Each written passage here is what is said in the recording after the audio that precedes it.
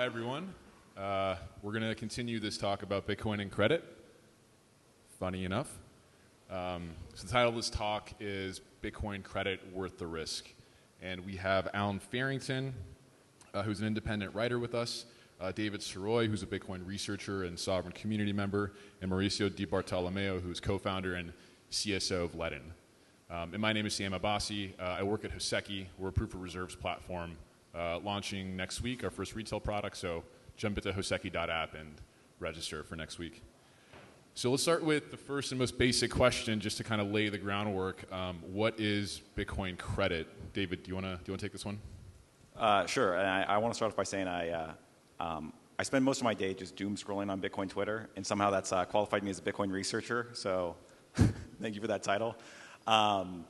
Bitcoin credit, I think in the most basic form that we see right now, is putting up your Bitcoin as collateral and then receiving some sort of loan of dollars against that. And then within that, there's kind of this whole spectrum of different design and risk trade-offs. And so on one extreme, you can kind of go this full DeFi route where you have this algorithmic stablecoin. On maybe the other end of the spectrum, you can see something where you lock it into a multi-sig. There's no re-application. You're paying interest on it. It's KYC. And I think we'll probably discuss the different trade-offs and the risks associated with those. Yeah, definitely. But let's still try and figure out more of what this tangibly looks like. So, Mauricio, maybe you can explain, how you understand Bitcoin credit and how Ledin approaches this topic. Yeah, that's a great question. Thanks for having me on. So I think I would define Bitcoin credit. There's almost two alternatives that have gotten, I would argue, popular over the last few years. One way would be posting your Bitcoin as collateral to borrow dollars against it. That's actually Ledin's flagship product. That's what we started the company based on. And then the most recent sort of phenomenon has been lending your Bitcoin to another platform so that that Bitcoin gets then lend out to a different party that is doing something with it, whether it's market making or something else, and then that client gets paid an interest. So effectively, there is dollar credit based on Bitcoin, and then there's sort of straight up Bitcoin credit where the Bitcoin is lent. And so we can kind of differentiate between the two because I think there's like very important nuance between the two. But that's kind of how I understand it. I see of it as almost like a bifurcating And so Ledin then focuses on dollar credit. Right. We do both. So we started with dollar loans backed by Bitcoin, but we also, back in 2021, we launched the Bitcoin savings account, which is an account where people can deposit Bitcoin and earn interest for it. Okay, great. And David, and then Sovereign, how does Sovereign function? How do they approach the Bitcoin credit question? Yeah, so it looks at more from the kind of trying to bring DeFi to Bitcoin. So Sovereign has built a protocol called Zero, which allows you to borrow dollars against your Bitcoin at 0% interest rate without a centralized intermediary, with no KYC. And since it's built on chain, you have 100% transparency into the proof of reserves. So you can always see how much asset value underpins the kind of outstanding liabilities. And assuming the protocol is working correctly, it will always be an over-collateralized system, and the system will never become under-collateralized where there's a risk of a run-on-the-bank type scenario.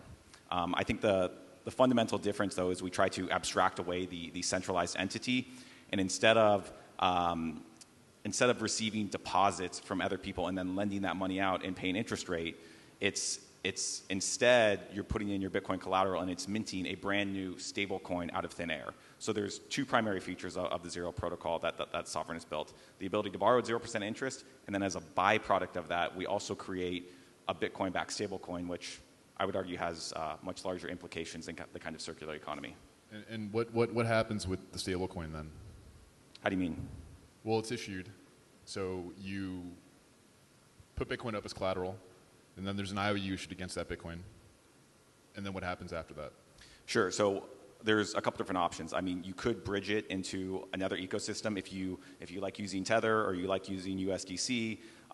That's readily available for you. We're working on adding fiat on-ramps and off-ramps as well so that people can use it for fiat. We could also add things like credit cards and debit cards so that it's actually spendable. I think this kind of grand vision that I have is seeing the developments on Lightning Network and Taro. You know, you could take this Bitcoin collateral, borrow these stable coins, and then put them, in theory, on Lightning Network, and you create this like really beautiful circular economy, and you bring dollars to this huge contingent of the population that's just not yet ready for Bitcoin. They say, hey, I really like Lightning Network. I don't want to pay the fees of credit card companies. And it says, fine, we can drive demand towards dollars, but a Bitcoin-backed dollar. I think this is the missing link between Bitcoin and truly creating a circular economy. Okay, and Alan, I'll come to you in a second, but we have 45 minutes, so I'm trying to kind of slowly get through all these concepts. So the USDC bit, Mauricio, if you can, how does the savings account then work? Is it the same mechanism? Is it something different entirely? So I guess the easiest way to explain it is we have a USDC savings account, and we also have Bitcoin-backed loans on the other side. So the way we generate interest for the USDC depositors is we take those USDC and we lend them back by Bitcoin 2-to-1. And effectively, we charge the borrower of those dollars that puts the Bitcoin as collateral. That borrower pays 7.9% interest, 2% admin fee, and we pay the USDC depositor 8%. So there's our spread. It's pretty transparent on effectively how the business works. On the Bitcoin side, because we lend Bitcoin to institutions, it's a bit different because it's, you have to underwrite certain of these institutions. You have to have policies and procedures. Clearly, not every lender is created equal. We're here today. There's a lot of others that have similar services that aren't. And so that's obviously that's a big piece of the homework, I think, that people need to do, that not all of these lenders are created equal, not all these protocols are created equal. And so that's why diligence is so important in this space. Got it. Okay. And then Alan, as an authority in Islam, what of this is haram and what of this is halal? I'm not sure it's wise for me to answer that question in public. I can say what I like and what I don't like. I'm an authority on that, if that's okay. So no, I mean, I in theory, I guess, like the potential of most of this. I'm nowhere near as much of an authority on how it actually works as these guys are, obviously. The thing that I would always just be mindful of, no matter which example we're talking about, and I guess in a minute I'll go into a little bit more detail on exactly these examples, but is just being as aware as possible. I mean, if not maximally aware, totally aware of where the credit risk lies in these. So everything that has been mentioned, I'm sure some things that we might get onto that are even more scandalous and less productive. I can totally imagine being helpful for Bitcoiners, provided they understand it and potentially, a wise financial decision. But yeah, just provided that they really do understand exactly who they owe and what they owe and how this works. And to be honest, I don't mean this in an at all disparaging way, but my default position on basically anything I guess it would just be intense skepticism and kind of default to not your keys, not your coins, right? You should only be looking into this kind of stuff if you have a particular need for it, not because you want returns on top of Bitcoin. I think that's probably a good way of putting what my problem, and I guess everybody's problem with where this can be taken to an excess, and where it very often is taken to an excess, is where it's presented as something that's completely generally applicable, right? I think that's a good contrast to what I just described with responsible, sensible ways to do these kinds of things will be specific to your circumstances and what you're trying to achieve financially. The idea that and again, you guys have absolutely not said this, so it's not supposed to be kind of like a snarky attack or anything, but any of this presented in a way that it can just be applicable to anybody, and that you'll get XYZ returns, whatever, that should be a red flag. That's what, can't speak for Islam necessarily, but that is what I approve and disapprove of. Yeah, there's so much to unpack there.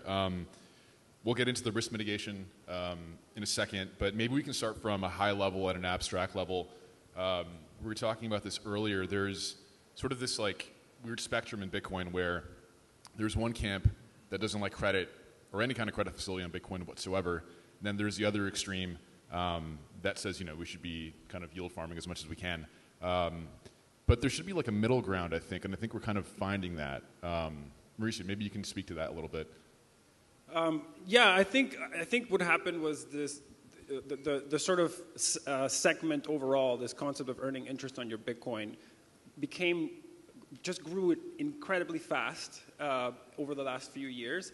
in the sort of arms race among some players led to some of these players starting to offer payments that were above and beyond the rates that you would get from a tier 1 borrower. And so you could see that a lot of these rates being offered, especially because we are deep in the space, so we kind of know that we work with like a handful of counterparties. Like it's very, we have a very strict process at Ledin to get onboarded as a borrower on an institutional side. To give you an example, 3 Arrows tried and 3 times they couldn't.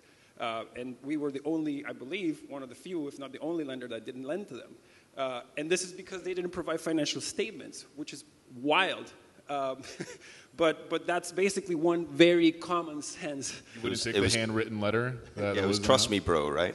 Sorry? Trust me, bro. That was so that's their borrowing principle. So you cannot lend other people's assets on Trust Me Bro or on a letter that is not a financial statement that is signed off by an officer or something. And so there were some actors that were basically trying to present themselves as having some risk management and doing this or doing that. Some companies even claimed they were FDIC insured, which is absolutely impossible. But this was getting put out there in the media. And so this sort of, very seductive interest rates that were being offered, and with basically, for a long time, they were working well. Like everybody was putting their money in and getting it out. And so everybody was just, even we had clients saying, Ledin, why are you guys only paying 8 or 9% on dollars? Like I'm getting, offered 11 or 12%. And we're like, we don't know where you're getting that. But I mean, and we can tell you how we generate the 8, but we can't tell you how to get 11 in a way that we can get comfortable with. So like, unfortunately for us, you're going to have to go there if that's what you choose. But I would encourage you strongly to ask the same questions. Like, we were the first lender to bring in an accountant to do a proof of reserves attestation structure. Every 6 months we bring them, and we just appointed Deloitte as our external auditor. As auditors are sort of fleeing other lenders, we're basically going in the opposite direction because we've been incredibly conservative on how we do this. We only support Bitcoin and USDC. That's also contains the issue because a lot of these lenders were offering exorbitant rates on things like Shiba Inu and Dogecoin, and you had to take those assets and convert them into something people actually wanted to borrow. And so that created another asset mismatch. So you had asset mismatch, you had duration mismatch, all sorts of mismatches. And basically, it knocked on their door eventually. I was waiting for an opportunity to say this, but I hope that you will agree the most important question you should be asking your clients to then ask of these other alternative providers of these services is, where does the yield come from, right? And so I think there's a really nice link here, actually. I'm glad that this worked so well with, if anyone was watching the panel that was on stage immediately before us, the very end of this, John Carvalho made an excellent point, which started off by him saying that Bitcoin itself is not a productive asset. This is really, really important to, I think, just to understand what this, almost philosophically, why this is true, what this means, not just practically in terms of like what rates of yield you get here and there. What you're driving at when you, I mean, I usually say this just as a joke, like I obviously have it on the t-shirt as a joke, but if you are serious in asking where does the yield come from, you will find it comes from one of two places. It either comes from what is effectively just gambling. There will be all sorts of euphemisms like trading, right? Or it's wrapped up in something even sillier than that in kind of shitcoin land. But it's basically gambling, right? And it might work. That's the thing. That's, you get 11% on gambling. It's plausible that could happen. But the alternative, and the one that I would strongly caution you should focus on if you're interested in this at all, is that you're employing it productively, right? It is going towards a business that requires Bitcoin for whatever reason in order to operate, generate a return as a business, and even that links to like that has financial statements, right? That you can see this happening, assuming they're not themselves fraudulent, and that is where the yield comes from. And so there's maybe even one final link I can make there to my previous comments that that also is not at all generalizable. So this goes into exactly where you should be looking for red flags, right? That deploying capital into a business is a highly specific exercise, right? It's highly, you could even think of it as like, it's heterogeneous. It happens in a specific place at a specific time. There are people you are trusting to make decisions, and you should understand all of that. So that's maybe in a bit more depth what I meant before by you should understand what liabilities you have and where the credit risk actually is. If you're not actually allocating capital and you're doing something that is really just gambling, even if it calls itself something else, right, then that's completely generalizable. And you can't really investigate what the specifics are because there are none. It's just an eye-popping number until it all blows up. I'd like to take a stab at that because I interpreted your question a little bit differently. I felt like you were alluding to kind of the morality of credit in this Bitcoin economy, right? And a lot of people, we kind of come from this like Austrian background where we think like, this, especially like Rothbardian sect where it's like, oh, all sorts of credit is very bad. But I think people like Caitlin Long have really illustrated this point that Mises has this kind of framework where you have commodity credit versus circulation credit. And commodity credit is where you're borrowing up to the amount of savings or the collateral or the Bitcoin that you have in the economy versus circulation credit is creating more liabilities than you actually have reserves backing it. And so it's fractional reserve that is evil. But this idea of issuing credit against your Bitcoin, I think is well within the framework. And even if you are not an Austrian, I appeal to an authority as somebody like, George Selgin, who talks about free banking. Everybody should have the ability to do what they want with their collateral. If they want to put it into some sort of institution or some sort of protocol and it creates IOUs on top of that, that is their prerogative. I would particularly point out that I think DeFi or building things on-chain is a far superior solution because in someone like George Selgin's free banking world, he advocates and says maybe fractional reserve is okay, but it's because all the competitors can go out and attack those banks and say, hey, you are under reserved, and they can break them. When we do all of these things off-chain, we can't see the ledgers behind the scenes. It's these kind of hidden shadow banks. But if you're building these credit primitives on-chain, you can always see how many outstanding liabilities there are, how much credit there is. It's a much more sustainable system, and it's far more compatible with this kind of Bitcoin ethos of self-sovereignty and personal autonomy and responsibility that I think we've all strived for. And I'm definitely advocating that I think these ideas are compatible, contrary to some popular belief. Yeah. Yeah, I think I agree, with the points that have been brought up. I think, one thing that I think was an issue in this run-up was the concept or thought that these products didn't have risk, right? And that these risks weren't being explained or, properly disclosed to the people that were taking these risks, right? Like, I think to your point, like, transparency is immensely important. And I think as a result of all of this that happened and everybody that, all the money that was lost, you're going to probably see regulations start to mandate some of these disclosures if you want to continue doing this business. And I think that's something that some companies like us, like, we've been prepared for from day one. Like, we want to tell people who we work with, we want to tell people how the yield is generated. Like, it is your money. Like, you should know. And I think in a long enough time frame, the sort of transparency around decentralized protocols and smart contracts will obviously add a lot of benefit. I think, I'm from Venezuela, and so half of our loans go to South America, and we were one of the first companies to do this in Spanish. And down there, if you ask people to, like, interact with a DeFi contract, or, can you read the code? Can you understand how this works? Can you understand the ifs and thens? They're going to tell you, absolutely not. And if you see how people get into Bitcoin and digital assets in that part of the world, it's not this sort of intellectual curiosity drive that we have here where everything works and we're like, oh, but this could work a little better. And it's basically skepticism from your own trust and your own banks. Down there, you got paid, your money's melting, nobody can sell you dollars. You start freaking out about what are you going to do with these bolívares, and somebody says, hey, I have this thing called Bitcoin, or hey, I have this thing called USDC. And then the next question will be like, great, how do I get it? And they'll say, well, you got to log in here, create a wallet, but don't worry, save your keys, save your this. And like, it's too much for these people. And it unfortunately leads to a lot of issues. And most of them just want somebody to ask questions too. And that's something that, we bet very heavily on when we build Ledin. Like, all of our team is bilingual. We have support in 3 languages. And it's not just like,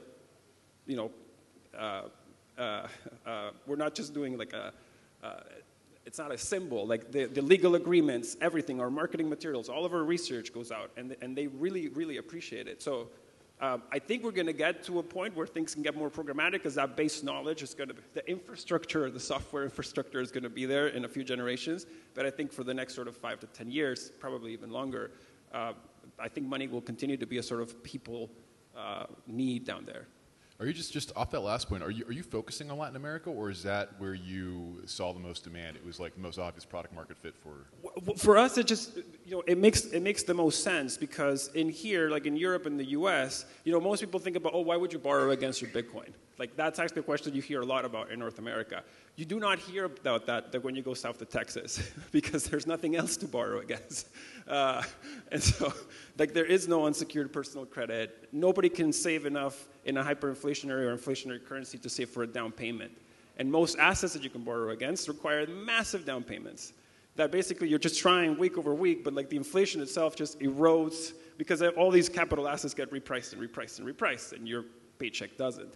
But you can buy Bitcoin in fractions. You don't have to wait to save for Bitcoin. You can start DCAing into it. And eventually, when the price is good enough and you feel comfortable enough, you can put up $1,000 worth of that Bitcoin to borrow $500 from Ledin. And a lot of these guys don't even have access to a bank in the town they live in. And so... Which, by the way, is a speculative attack, which is quite fun. On the dollars. Yeah. I know. Wait, what?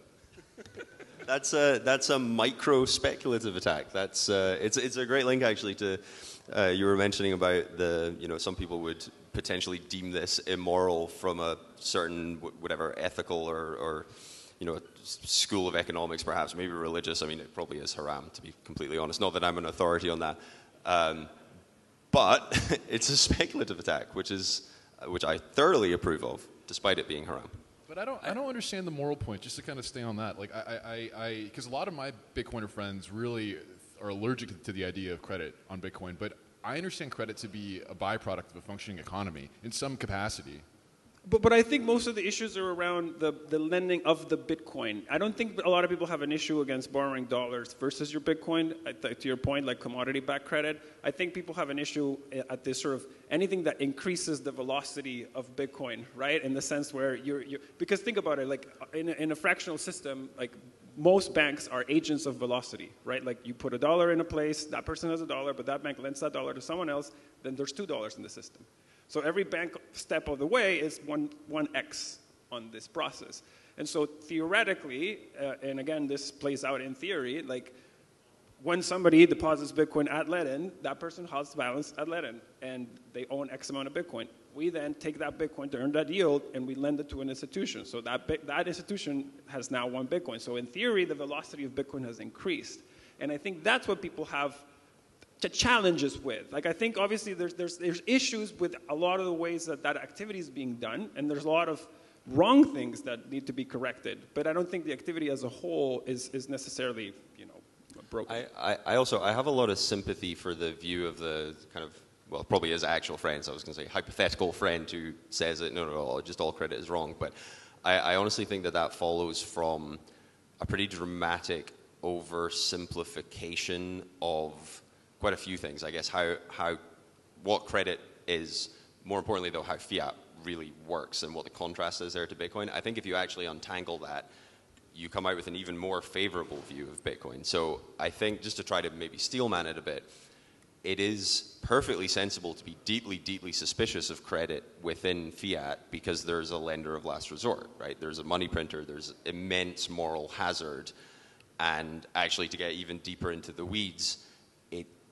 the way it happens with commercial banking isn't even that it's, functionally, yes, it's increasing the velocity, but it's the mental picture a lot of people have of this is wrong because actually the loan comes into existence before the savings. That is definitely worth being suspicious of. That is, something that hopefully will not be a thing in the not too distant future once we're able to hyper-Bitcoinize. But to your point, I think this is what you're leading with as to like why you would find that view a bit odd. If consenting participants are willing to enter into a debt relationship with one another, I don't see why there's anything wrong with that, and you could even argue, I think you were touching on this too, that it does have an economic benefit because it's just a form of capital allocation, right? The assumption would be that it's probably going towards some kind of business endeavor. So I think the difference is like that will happen on Bitcoin. I don't think it's really that controversial to predict that it will just happen significantly less. There will be orders of magnitude less both demand and supply for and of credit, and sort of either literally just equity or equity-like financing arrangements will be a lot more common. But writing it off completely, I think, is a misunderstanding. That'll happen, and it might be functional because we'll have more localized economies. Accountability will be more straightforward and more direct. Oh, sure, yeah. I mean, there's a bunch of reasons for it. I think they probably all come back to what your incentives are if you are operating with a money that is naturally deflating rather than inflating. That to my mind, probably drives most of the... I'd probably go further and just say that what we'll go to, or what we will head towards, just will be natural. I don't think it'll really be Bitcoin specific in any way. It's more like we're undoing the dramatic incentives towards credit that fiat creates for us. I'd like to touch on this point. And earlier, Alan, you kind of alluded to the speculative attack, which is like an article that Pierre Richard wrote years ago, whereas, borrow dollars, and as soon as you borrow dollars, you're effectively shorting it. And so going back to this idea of borrowing against your Bitcoin, I think if this idea becomes, if it kind of proliferates, it effectively is a speculative attack, right? And it creates this synergy, this compatibility between the dollar and Bitcoin. Instead of us saying, oh, hey, you have to be Bitcoin, hyper-Bitcoinized world, or no, it's the dollar, you have to go here. Like, you can hold dollars, but you hold them on the liability side of your balance sheet, which is effectively a short.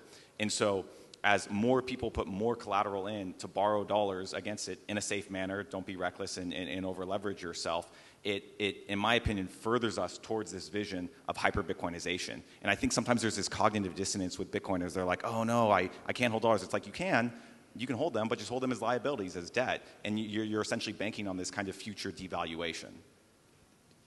100%. I think, the way I think of Bitcoin or borrowing against your Bitcoin is no different than, so like, the greatest trade in, probably the years I've been alive is short the US dollar, right? Like whether that is backed by a house, like a mortgage, that's what most Americans call a mortgage. They're massive short on the dollar that they use to buy a house. And they can perpetuate their wealth every 10 years because they refinance and they do it all over again. And so they 2x their short every time, and then it keeps... and so, interestingly, that works because North America has property rights, because no government has said, hey, I want that house. I'll take it, like in Venezuela, or like in Argentina, or like it's happened in many other places. In a lot of the world, ex the US and Europe, it is very hard to get a mortgage. It is very hard to speculatively attack your currency because you need to have either the sort of balance sheet to get a loan from the bank. And I used to joke about this, but up until recently, I made more money shorting the Bolivar than long Bitcoin. Because I could go to the bank and be like, hey, can I get an unsecured Bolivar loan? And they'd be like, sure, here you go. And they would lend it to me at a rate below inflation because the government never admits what real inflation is.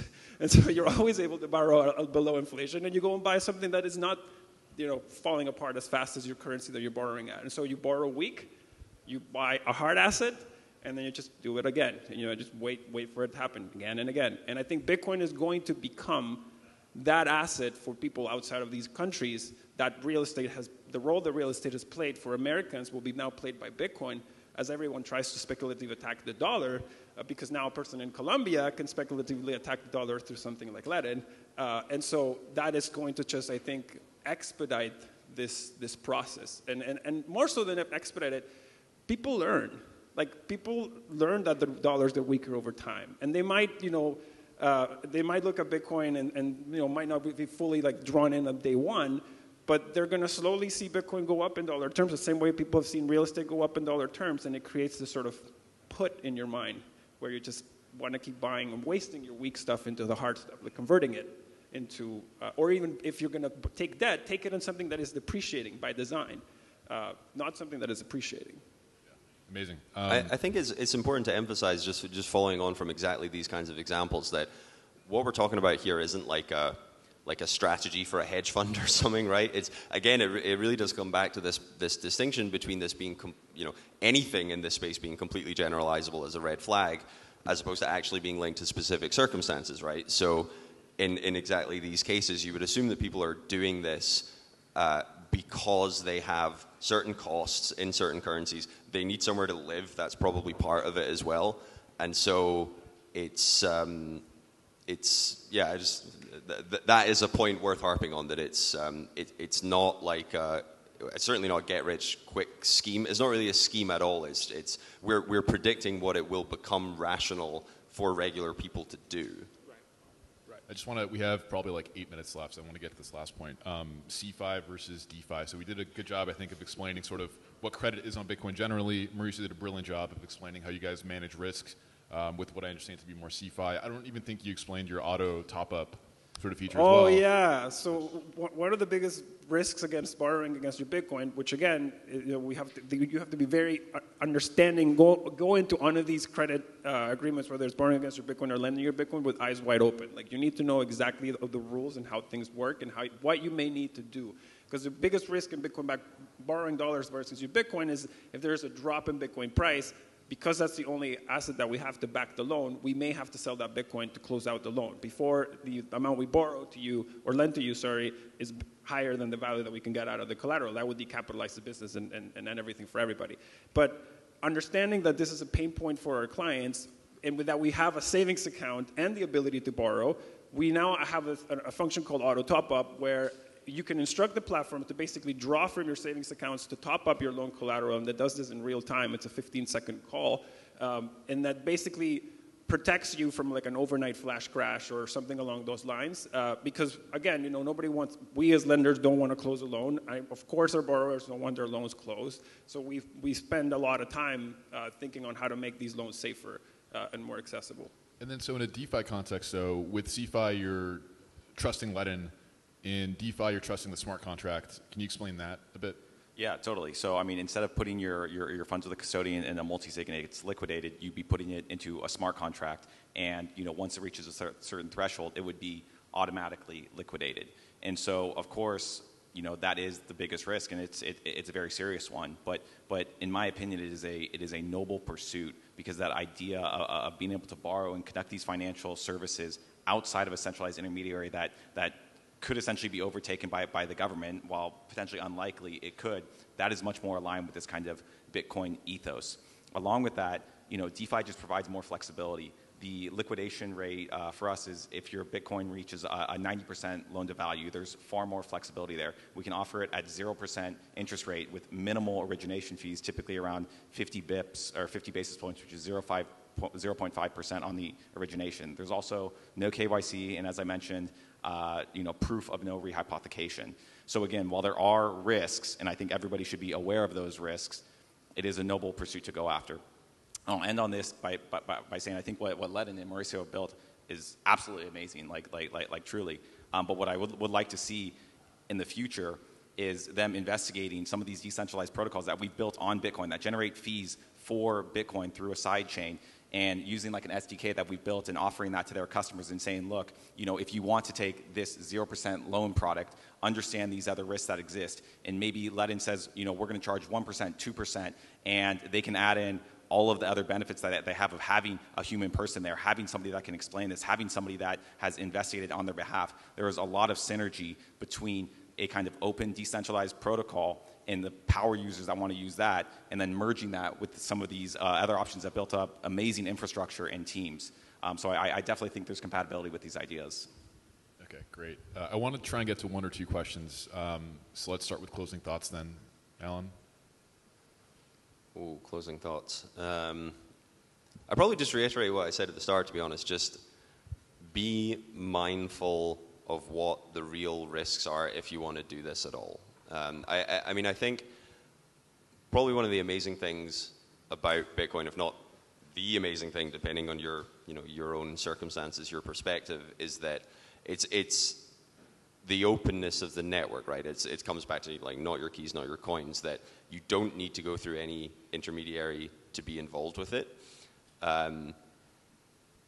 a lot of what we've talked about in terms of, obviously it's specific to Bitcoin, right, which is what you'd expect here, but exactly these kinds of risks exist in the fiat system, and you have no choice but to be part of them if you want to engage in any economic activity whatsoever. So it's amazing that you don't have to do that here, which I think is that then lends itself well to, well, okay, you actually do have a new opportunity for taking personal responsibility for if you do want to engage in these kinds of things. So I think there's like a really nice, like really actually to your point from before, it's a really ethical contrast between the services that you guys are providing and their sort of counterparts in fiat that in the case of Sovereign, in the case of Ledin, people are opting into it.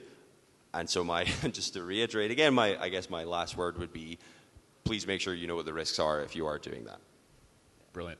David? I'll save time mostly for questions. I just want to say that there's really cool shit happening, and I think people should be open-minded and understand like what is potentially being built and what could be built in the future. And it's super exciting, truly.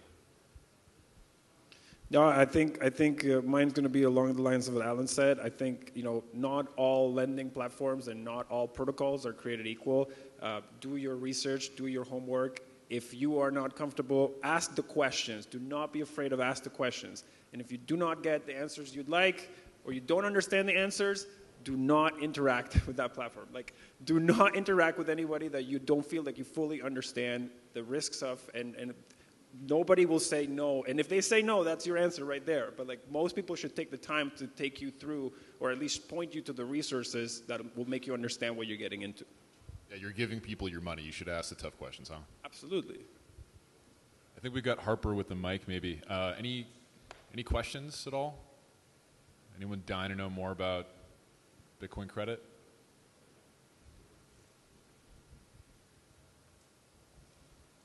Hi, my question relates to Bitcoin miners. Bitcoin miners appear restricted to off-chain lending solutions and a lack of standardized products available to them. Do any of you as lenders see an opportunity to offer more standardized products to Bitcoin miners, or otherwise, is there a future for on-chain solutions to collateralize production bases of Bitcoin, such as hash power? Yeah, that's a great question.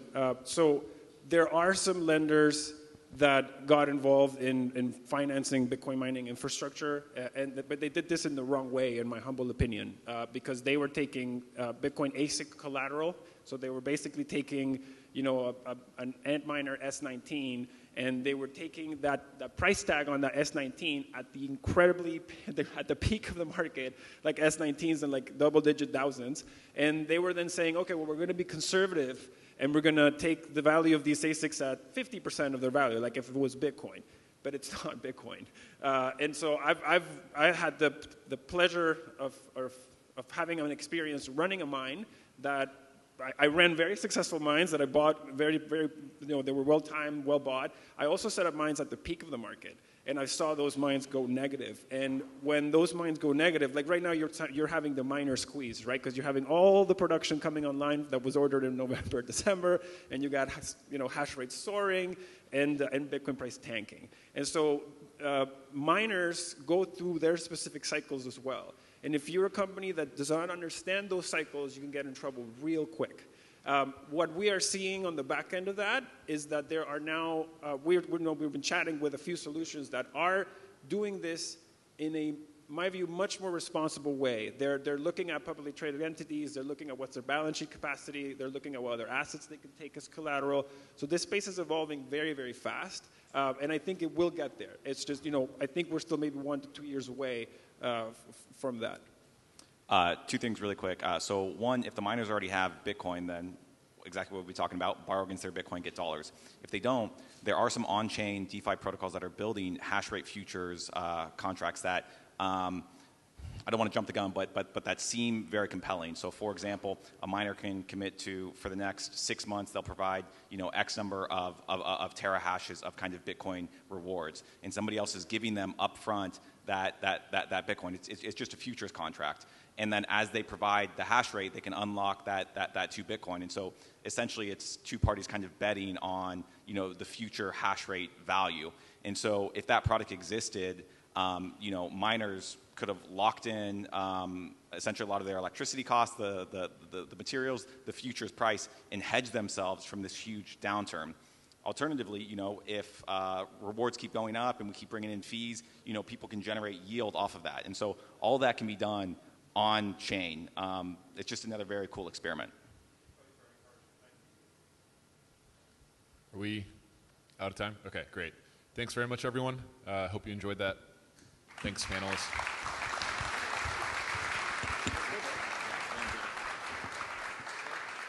Thanks,